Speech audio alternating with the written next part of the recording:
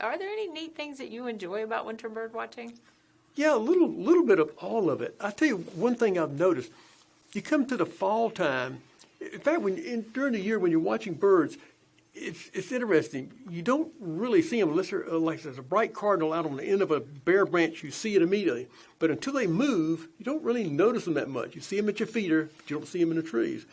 So when you're watching them in the summertime, it's harder to see them. Even if you're out bird watching, there's a lot of leaves in your way. Wintertime, well, if you get to the fall time, the leaves are coming down. To me, it's the hardest time to watch birds because every leaf that falls, it looks like a bird. I call them leaf birds. Yeah. You see a movement, you go right to it with your binoculars. It's not a bird, it's another leaf.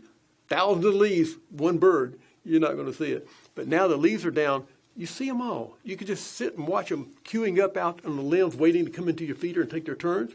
You think your two chickadees are your two chickadees? No, there's 10 of them out there. If you start watching, you see them because the leaves aren't there. Yeah. And so I love watching the birds in the wintertime. So we had recent snow here in Atlanta, and which is the area where Coles is founded.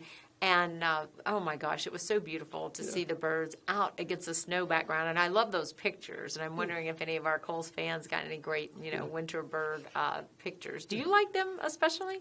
Yeah. The winter show. I tell you that you see a cardinal. A cardinal's a beautiful bird, but you see it in a tree with snow. It's like the postcard picture. It should be on a Christmas card, and all the other birds also. Then I started thinking about they got to be hungry. And so I just said, make sure you have some food in the feeders, and some advice to the people who say, well, it's expensive. Birdseed's not cheap, so they don't want to just keep pouring it out there. You could be a never-ending project. So just put some at the same time each day, like I mentioned.